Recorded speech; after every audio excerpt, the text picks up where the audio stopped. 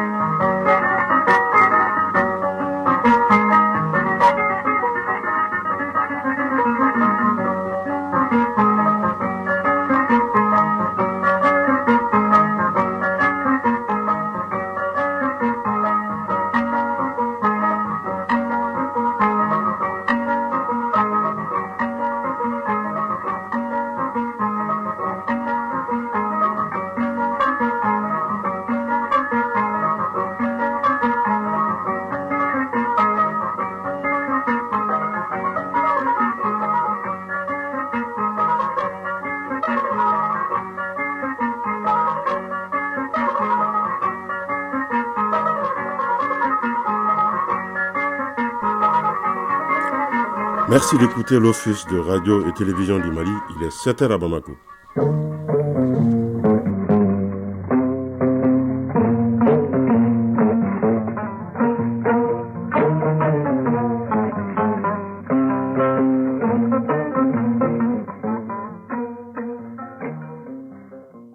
Le journal. Oumar Moussa Traoré.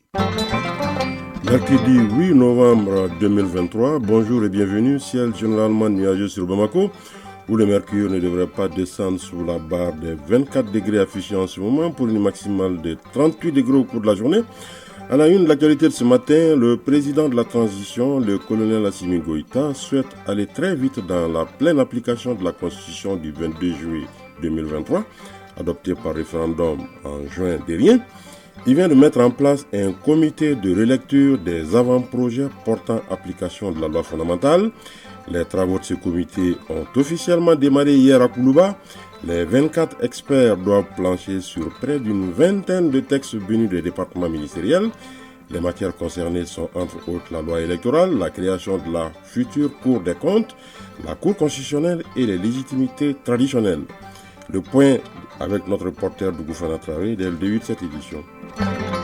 Autre titre de l'actualité de ce 8 novembre 2023, trouver des solutions durables au mécanisme de gestion de la subvention des engrais, lequel mécanisme s'est grippé après 15 ans de pratique dans notre pays.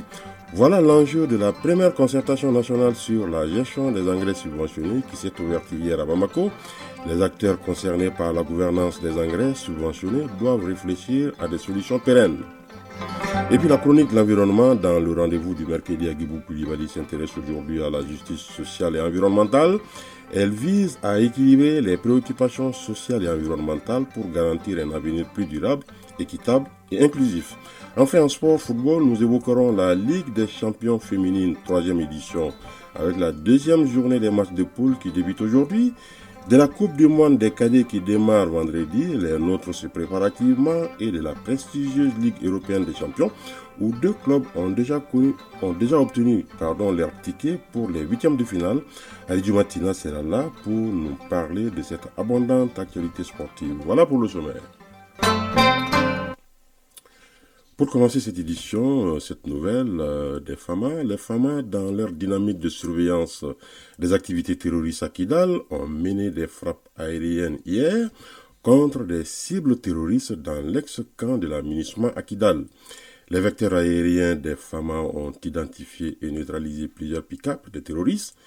Les FAMA tiennent à rassurer les populations et les invitent à ne pas céder à la propagande des terroristes visant à ternir la réputation des forces armées maliennes. La sécurisation des personnes et des biens reste la priorité des FAMA partout sur le territoire national. Je vous le disais en titre, le président de la transition, le colonel Assimi Goïta, souhaite aller très vite dans la pleine application de la constitution du 22 juillet 2023 adoptée par référendum en juin dernier. Il vient de mettre en place un comité de relecture des avant-projets portant application de la loi fondamentale. Les travaux de ce comité ont officiellement démarré hier à Koulouba.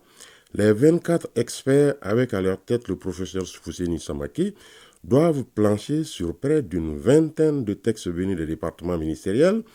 Ils touchent Tous les grands principes posés par la Constitution du 22 juillet 2023, on peut citer entre autres la loi électorale, la création de la future Cour des comptes, la Cour constitutionnelle et les légitimités traditionnelles. Notre reporter Dougou Fana Traoré a assisté au démarrage des travaux du comité. Je vous propose son compte rendu. Le président de la transition, le colonel Assimi Goïta, est résolument engagé pour la refondation du Mali. C'est pourquoi l'application de la Constitution du 22 juillet 2023, qui ouvre la voie à la 4e République, ne doit souffrir d'aucune ambiguïté ou faiblesse, d'où la mise en place de ce comité. Un comité dont les membres doivent examiner pendant 1 mois les avant-projets de loi organique ou ordinaire portant application de la Constitution du 22 juillet 2023 élaborés par le département ministériel en vue d'y apporter les corrections et améliorations éventuelles. Professeur Fousseini Samake, président du comité.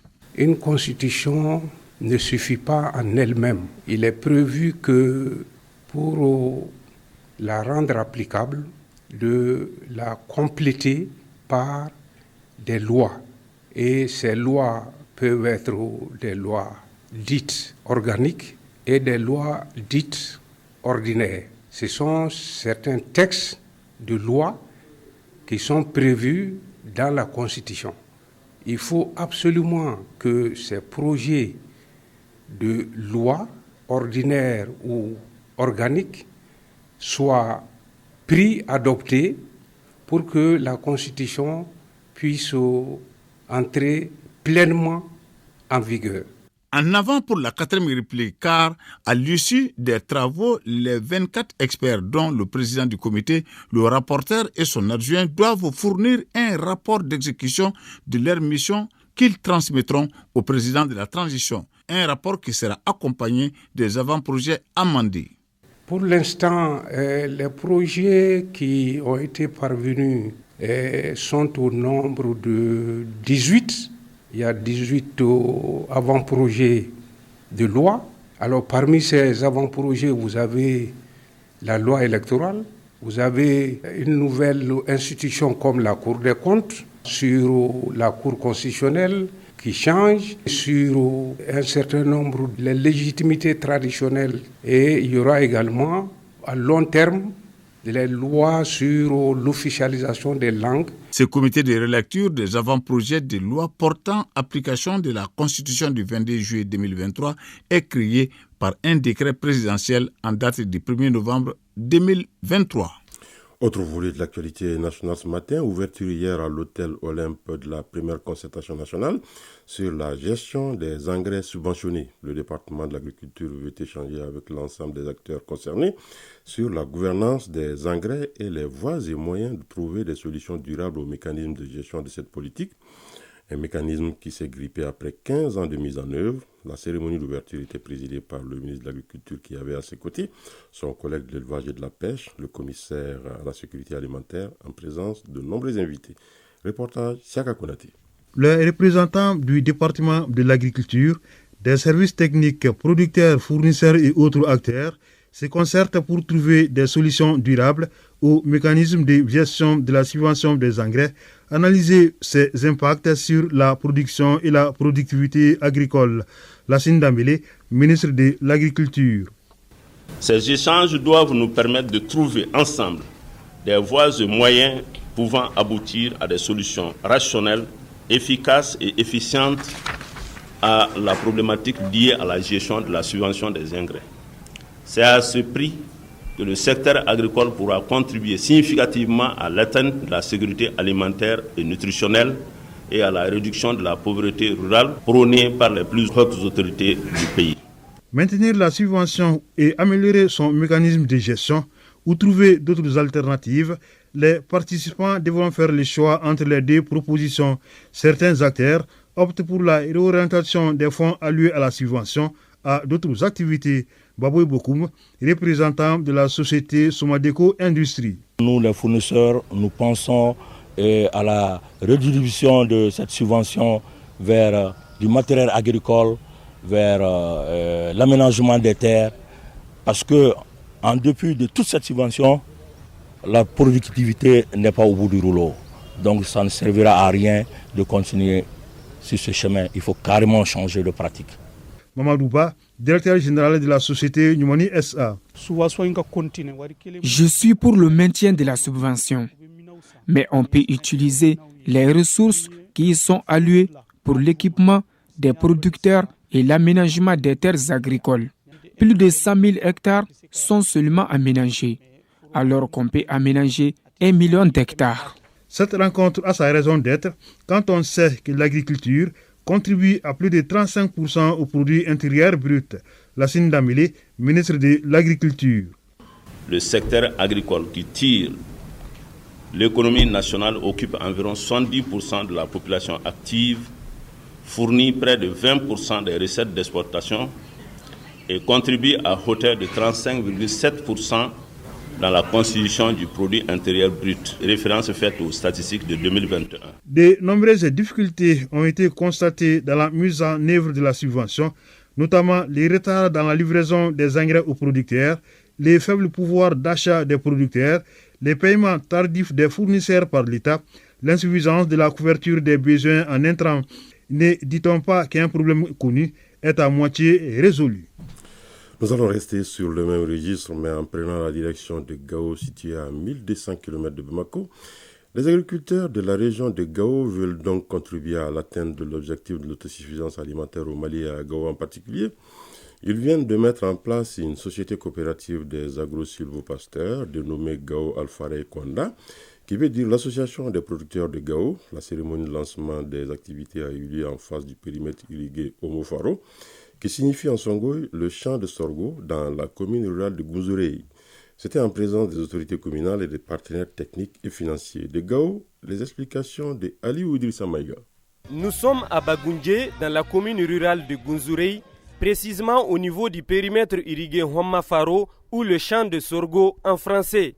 C'est ici que les cadres de la région de Gao, réunis au sein d'une société coopérative avec conseil d'administration des agro-sylvopasteurs, ont choisi pour le lancement de leurs activités.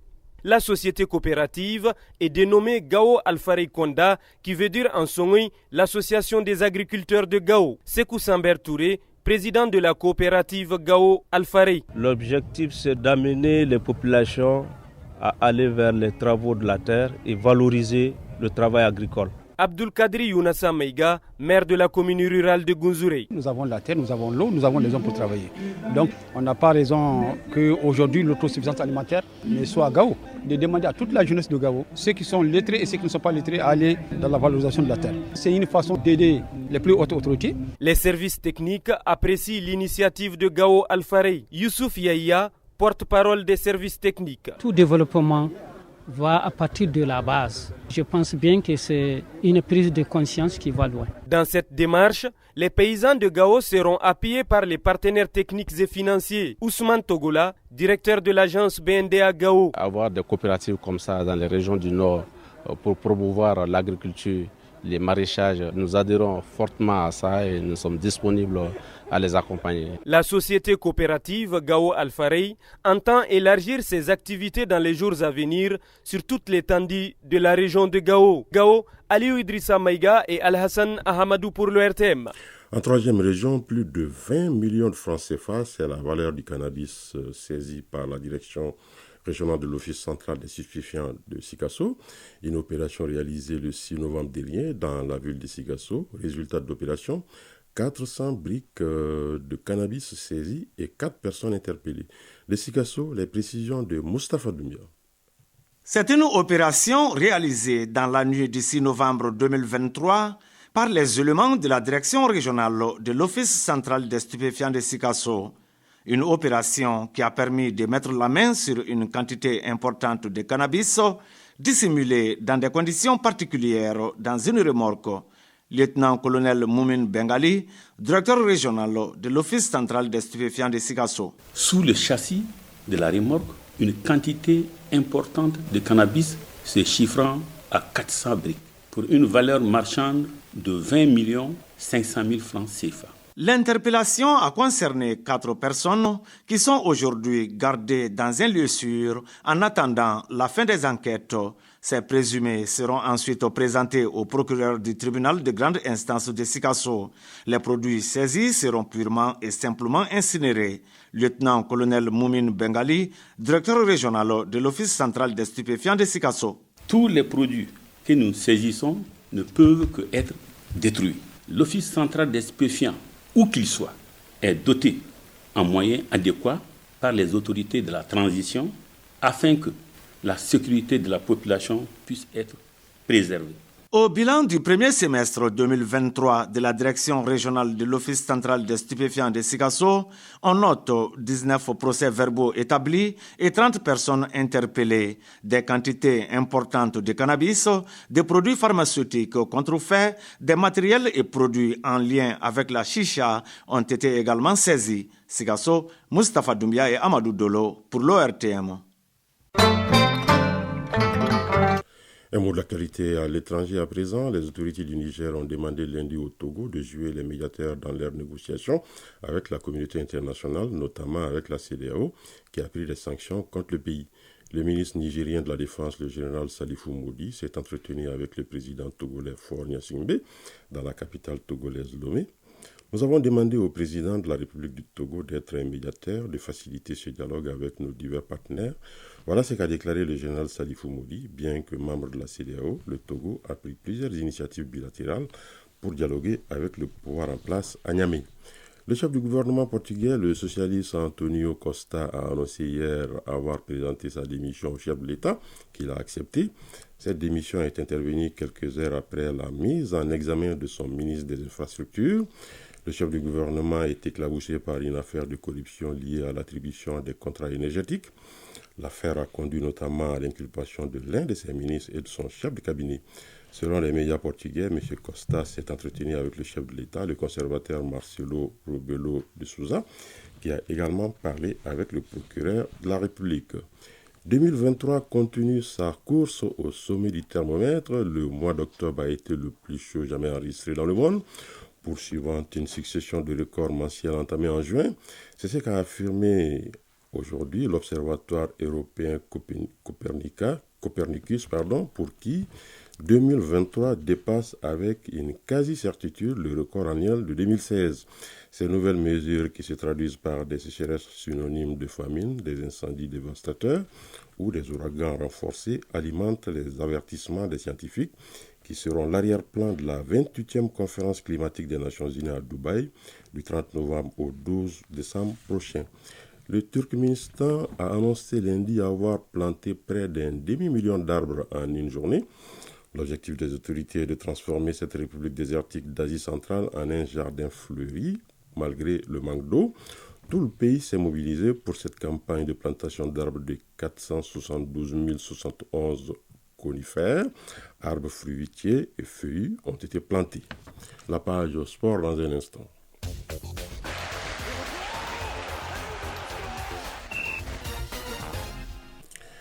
Une page sport traditionnellement animée les mercredis par Aridjou Matina. Bonjour Aridjou Matina. Bonjour Omar Moussa. Alors, football, Ligue des champions féminines, 3e édition.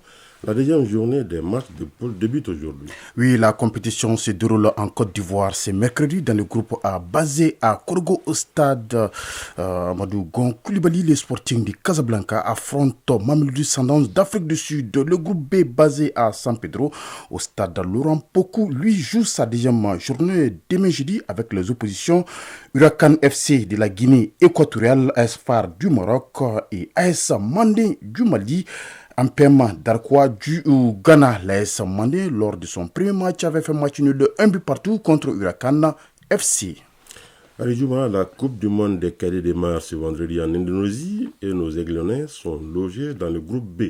Dans quelques jours, les regards seront braqués sur l'Indonésie qui va abriter la 19e édition du mondial des cadets. S'agissant des cadets maliens, ils sont déjà sur place. C'est là après avoir effectué un stage bloqué de 10 jours en Arabie Saoudite. Logé dans le groupe B à Surakarta, le Mali entra en lice le 11 novembre contre l'Ouzbékistan. Les Aiglonnais affronteront ensuite l'Espagne le 13 novembre avant de jouer leur troisième et dernier match de poule poule contre le Canada le 16 novembre. Signalons que le Mali a joué la finale de cette compétition, c'était en 2015 contre le Nigeria d'un certain Victor Osimhen qui fait les beaux jours maintenant du club italien de Napoli. Koji Sibi et Sidi Modibo Dambélé sont nos envoyés spéciaux à cette Coupe du Monde des cadets en Indonésie.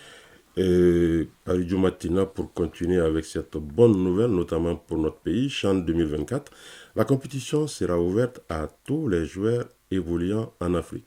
Le championnat d'Afrique des nations CHAN est en passe de connaître une nouvelle réforme lancée en 2009 par la Confédération africaine de football. Le CHAN ne devrait plus être réservé exclusivement aux joueurs africains évoluant dans le championnat de leur pays. Mais avec cette réforme, tout joueur évoluant désormais en Afrique pourrait jouer la compétition avec son pays. Ligue européenne des champions à présent, la première partie des rencontres de poule de la 4e journée a démarré hier et on note 2 équipes qualifiées pour les 8e de finale. Pour cette première partie, la 4e journée qui marque le début des matchs retour, le groupe G a déjà livré son verdict avec les qualifications de Manchester City, détenteur du trophée, et Leipzig, le club de notre compatriote Amadou Aïdara Doudou, qui était de la partie hier soir. Ces 2 formations se sont imposées respectivement devant Young Boys Bern de la Suisse 3-0 et 2-1 contre l'Étoile Rouge de Belgrade. Dans le groupe jeu, après 4 journées, Manchester City compte 12 points, 4 matchs, 4 victoires, suivi de Leipzig 9 points et 1 point pour l'Étoile Rouge et Young Boys Bern. Donc ces 2 formations sont éliminées. Dans le groupe E, l'Atlético Madrid avec 8 points prend les commandes suite à sa large victoire à 6-0 hier soir face aux Glasgow Rangers. Les Italiens de la Lazio de Rome sont deuxièmes dans ce groupe avec 7 points. Feyenoord Rotterdam des Pays-Bas est 3e avec 6 points. Le groupe F a totalement relancé hier. Le Borussia Dortmund s'est imposé à domicile 2-0 face aux Magpies de Newcastle. Le Milan AC de son côté l'a emporté 2-1 face au Paris Saint-Germain. Considéré comme la poule de la mort, ce groupe F tient toutes ses promesses. Dortmund est leader avec 7 points, suivi du Paris Saint-Germain, deuxième avec 6 points. L'AC Milan est 3e avec 5 points et Newcastle est 4e avec 4 points. C'est-à-dire que les 2 prochaines journées seront déterminantes pour les 4 formations qui peuvent tout encore prétendre à la qualification. Enfin, groupe H, le FC Barcelone qui n'avait besoin d'un nul hier soir s'est incliné finalement 1-0 devant Shakhtar Donetsk d'Ukraine. Malgré cette défaite, le Barça reste leader avec 9 points et désormais le Barça talonné par le FC Porto qui s'est imposé 2-0 face à Antwerp. Le club portugais a également 9 points, mais les 2 formations ont beaucoup de chances pour pouvoir valider leur qualification lors de la prochaine journée. Quant à la suite, c'est aujourd'hui avec également des affiches alléchantes. On y reviendra sur ces affiches dans notre édition de 13h. C'est bien noté, Aridjo Matina. Merci beaucoup. Chronique de l'environnement. Les inégalités sociales et environnementales sont étroitement liées et interagissent. La chronique environnement s'intéresse aujourd'hui à la justice sociale et environnementale. C'est un sujet complexe et crucial. Elle vise à équilibrer les préoccupations sociales et environnementales pour garantir un avenir plus durable, équitable et inclusif. Agibou Koulibaly pour les détails. La justice sociale environnementale implique d'assurer un accès équitable aux ressources naturelles telles que l'eau, les terres agricoles et les forêts. Les conflits liés à l'accès aux ressources sont fréquents dans de nombreuses régions du monde et peuvent avoir des répercussions sur la stabilité sociale. Irène Nganga, gestionnaire du programme Afrique de l'Ouest à OSM Bruxelles. Pour nous, l'environnement est une thématique transversale très importante de notre programme. Pourquoi ? Parce que nous nous rendons compte, comme vous le voyez, que le changement climatique, c'est un aspect qui affecte la question de la protection sociale. Les changements climatiques vont aussi impacter le monde du travail.